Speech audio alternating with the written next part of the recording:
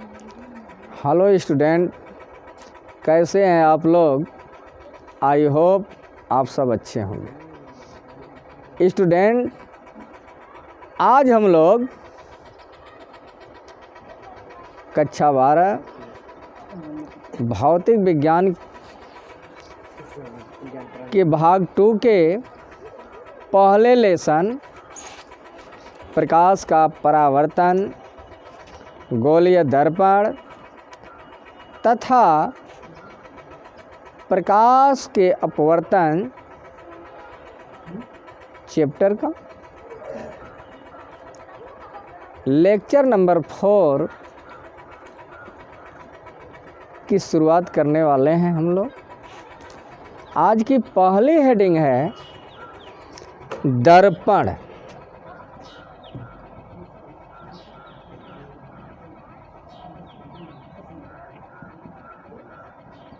दर्पण का इंग्लिश होता है मिरर।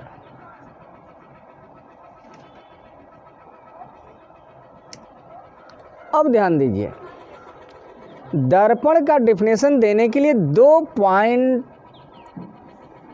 बहुत ही महत्वपूर्ण होते हैं। एक जो है, इसमें 2 तल होना चाहिए और एक तल जो होगा वो चिकना होगा और दूसरा तल जो होगा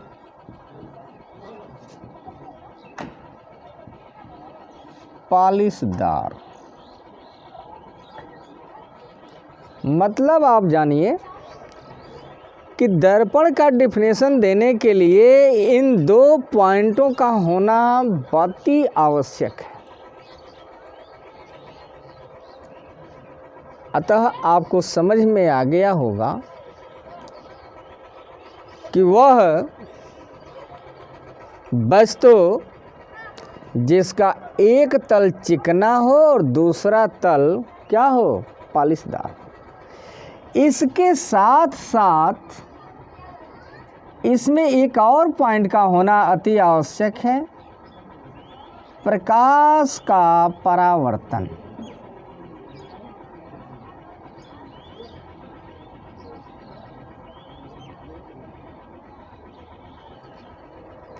अब डिफिनेशन आपको समझ में आ गया होगा कि वह वस्तु जिसका एक तल चिकना, दूसरा तल पॉलिशदार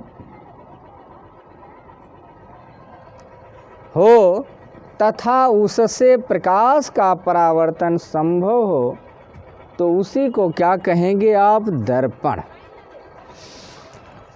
अब समझिए, इसका डिफिनेशन लिख दे रहे हैं। वह वस्तु जिसका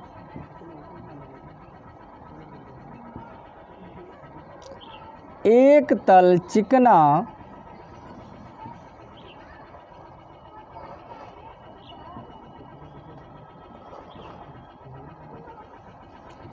तथा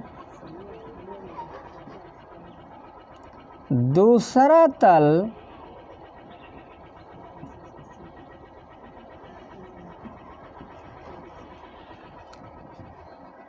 पॉलिशदार हो,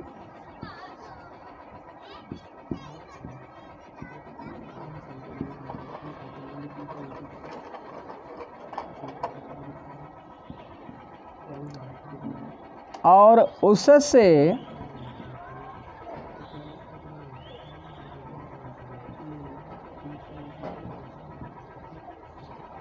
प्रकाश का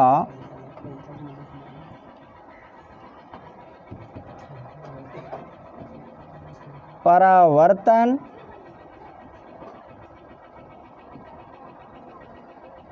संभव हो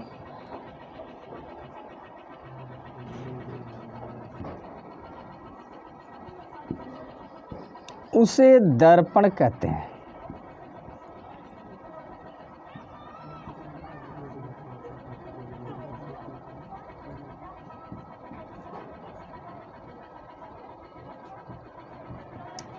आप समझ लीजिए, वह वस्तु जिसका एक तल क्या हो, चिकना हो, दूसरा तल पालिशदार हो और उससे प्रकाश का परावर्तन संभव हो, तो उसी को क्या कहते हैं, दर्पण। दर्पण का परिभाषा आप लोग को समझ में आ गया होगा। अब आप ध्यान दीजिए, दर्पण मुख्य रूप से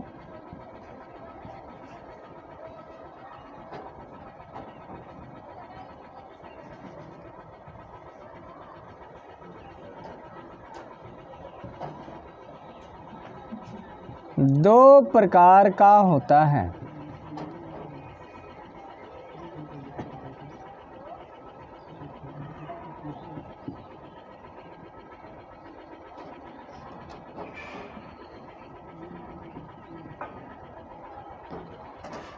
दर्पण मुख्य रूप से कितने प्रकार का होता है, दो प्रकार का। एक का नाम है समतल दर्पण,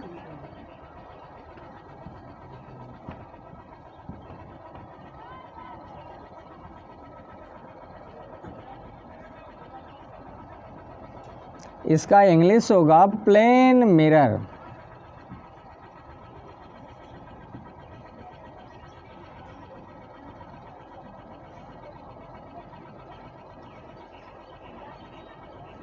प्लेन मिरर। और दूसरा है गोलीय दर्पण।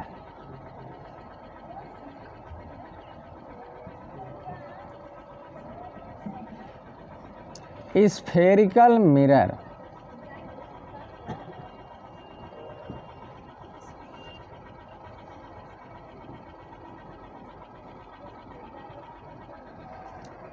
अब ध्यान दीजिए, दर्पण जो होता है मुख्य रूप से कितने प्रकार का होता है, दो प्रकार का। एक का नाम है समतल दर्पण और एक का नाम है गोली दर्पण। तो दर्पण में आपको मैं बताया था कि दो चीज़ का होना अति आवश्यक है, यानी एक तल जो है चिकना और दूसरा तल जो है पालिशदार।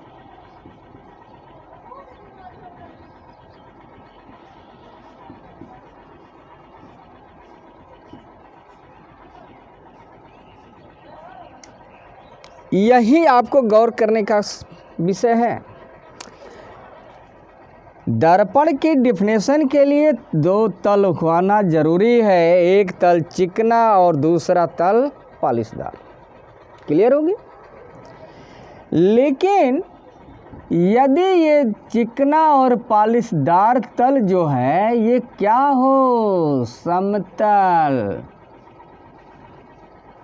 क्योंकि आप हेडिंग में डिफिनेशन देखिए, यानी वह दर्पण जिसका चिकना और पालिशदार सतह दोनों कैसा हो, समतल हो, उसको क्या कहेंगे आप लोग, समतल दर्पण कहा जाता है।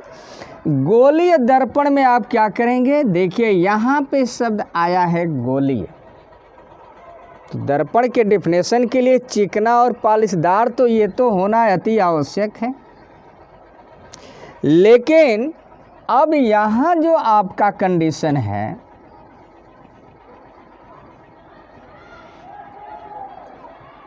चिकना और पालिशदार,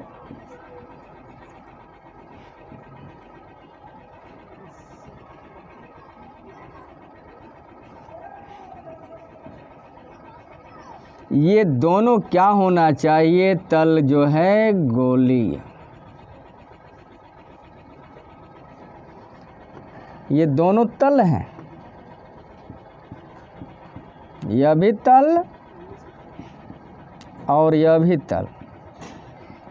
अब समझिए, दर्पण का डिफिनेशन आपको समझ में आ गया होगा कि वह दर्पण जिसका चिकना और पालिशदार सतह है या तल क्या हो, समतल हो, उसको क्या कहेंगे, समतल दर्पण। और वह दर्पण जिसका चिकना और पॉलिशदार तल जो है या सतह कैसा हो, गोलीय हो, उसको क्या कहेंगे आप लोग? गोलीय दर्पण। समझ में आ गया होगा। अब ध्यान दीजिए, बारी बारी से इन दोनों का डेफिनेशन हम लिख दे रहे हैं।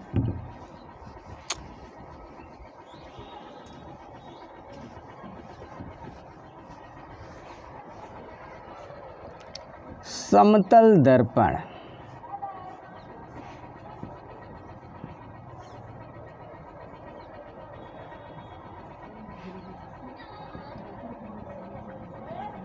वह दर्पण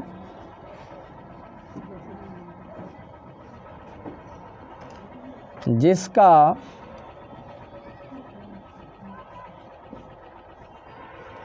चिकना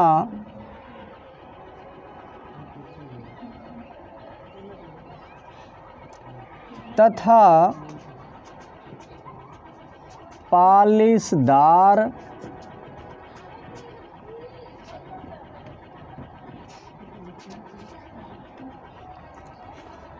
तल समतल होते हैं,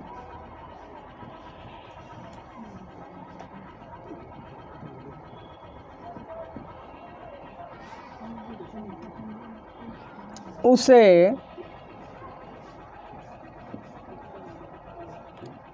समतल दर्पण कहते हैं।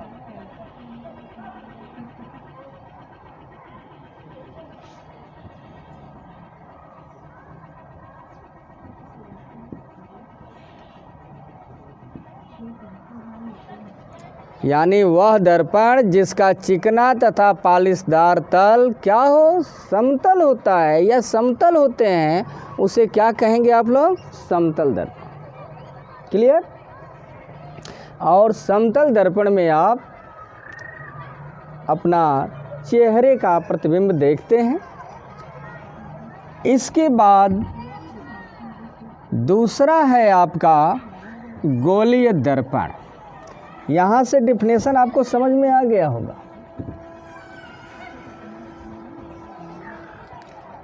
दूसरा है आपका गोलीय दर्पण।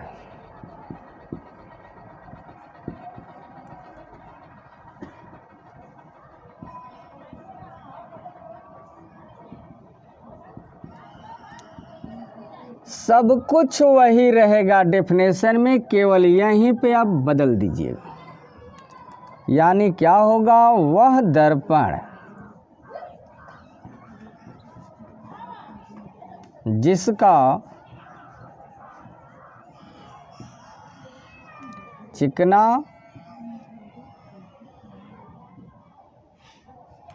तथा पॉलिशदार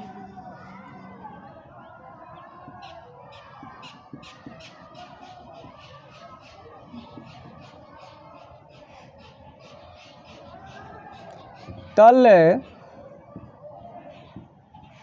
गोलीय होते हैं या गोलीय होता है,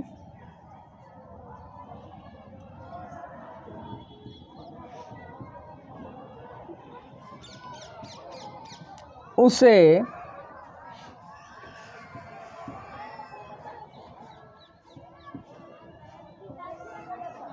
गोलीय दर्पण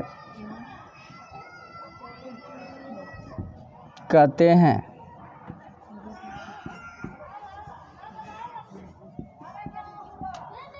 वह दर्पण जिसका चिकना तथा पॉलिशदार तल कैसा हो, गोलीय होता है, उसे क्या कहेंगे आप? गोलीय दर्पण। अब समझिए कि गोलीय दर्पण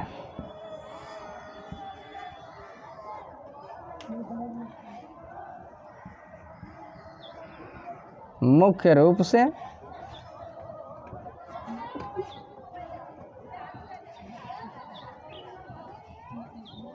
दो प्रकार का होता है।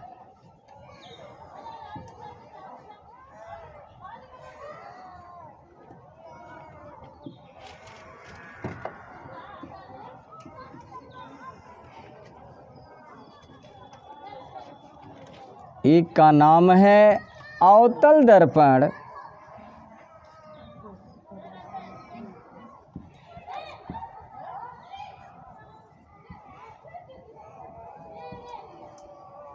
यानी कॉनकेव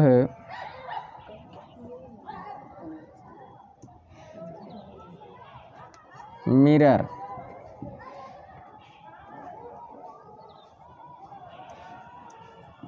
और दूसरे का नाम है उत्तल दर्पण।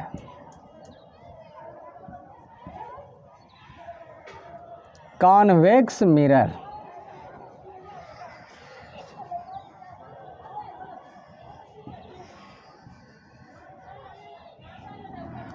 इतना आपको समझ में आ गया होगा कि गोलीय दर्पण मुख्य रूप से कितने प्रकार का होता है? 2 प्रकार का। एक अवतल दर्पण, दूसरा है उत्तल दर्पण, कॉन्वेक्स मिरर। अब आप समझिए दर्पण के समय में कुछ आप जो है इम्पॉर्टेंट पोजीशन आप जानिए।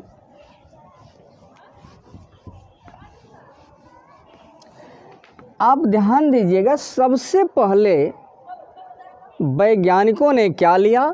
एक कांच का खोखला गोला लिया। सबसे पहले वैज्ञानिकों ने क्या लिया? कांच का खोखला गोला लिया। और जैसे यदि किसी पिता के 2 पुत्र हैं तो पूरी संपत्ति 2 बराबर हिस्सों में बंट जाती है, उसी तरह से ये वैज्ञानिक 2 थे और इनको इसी में हिस्सेदारी लगाना था। तब वैज्ञानिकों ने इसे 2 बराबर बराबर भागों में काट दिया। हमसे टेढ़ा हो गया, आप लोग सीधा खींच सकते हैं हमसे।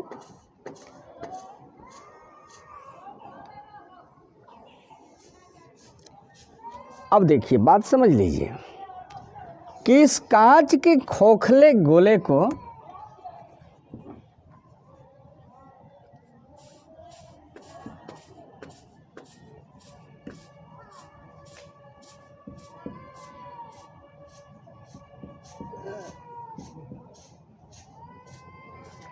को 2 बराबर भागों में बांट दिया। और बांटने के बाद ये हुआ, अब इनके दिमाग में दर्पण का डेफिनेशन आया कि दर्पण के लिए तो एक पृष्ठ चिकना, दूसरा पृष्ठ पॉलिशदार होना चाहिए। तो आप लोग आज जानते हैं कि इधर जो होता है बायां पक्ष और इधर जो होता है वो दायां पक्ष। अब ध्यान दीजिए, कलई करने की जब बारी आई तो दोनों वैज्ञानिक थे। और आप लोग जानते होंगे कि आदमी का जो है दाहिना हाथ शुद्ध होता है। तब इन्होंने कलई करने के लिए क्या लिया? पारा या लाल ऑक्साइड।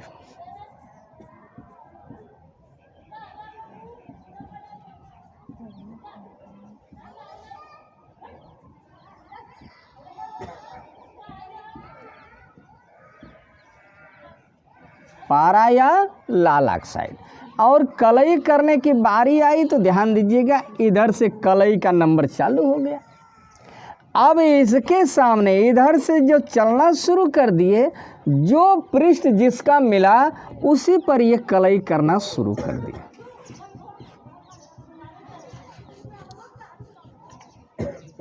और जैसे ही इसके एक पृष्ठ पर कलई हो गया, चला यह भाग। और वैज्ञानिक इतनी तेजी से चल रहे थे कि ये बेचारा भाग नहीं पाया इधर का बायां पक्ष का। अब इसकी कलई जो है इधर से होना शुरू हो गई, क्योंकि इसका यही पृष्ठ पड़ रहा है। अब इधर से कलई हो गई। अब तो आपको समझ में आ गया होगा कि एक तल जो है चिकना हो गया, एक तल पॉलिशदार। इसका भी एक तल चिकना, एक तल पॉलिशदार। दर्पण का डेफिनेशन तो फाइनल हो गया। लेकिन नाम की बात आई तो नाम कैसे पड़ा इन लोगों का? तो वैज्ञानिक थे, उन्होंने कहा कि भैया पहले तो कांच का खोखला गोला था, लेकिन बीचों बीच जब काट दिया गया तो एक नहीं दो हो गए और इनका अवतार हो गया। और इस दाहिने तरफ जो पड़ा उसका दर्पण का नाम क्या बन गया? अवतल दर्पण। इसका नाम क्या पड़ा? अवतल दर्पण।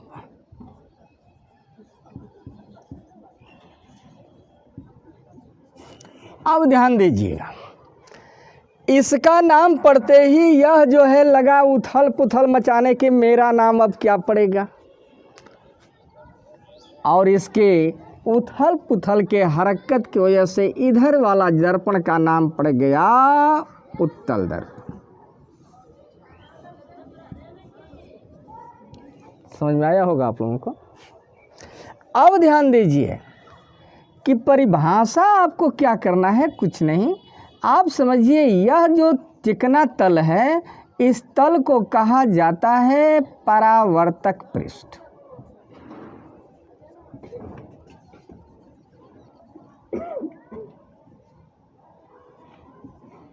इसको क्या कहा जाता है? परावर्तक पृष्ठ। आप देख रहे हैं डायग्राम कि ये परावर्तक पृष्ठ जो है अंदर की ओर दबा हुआ है और इसका परावर्तक पृष्ठ बाहर की ओर उभरा हुआ है।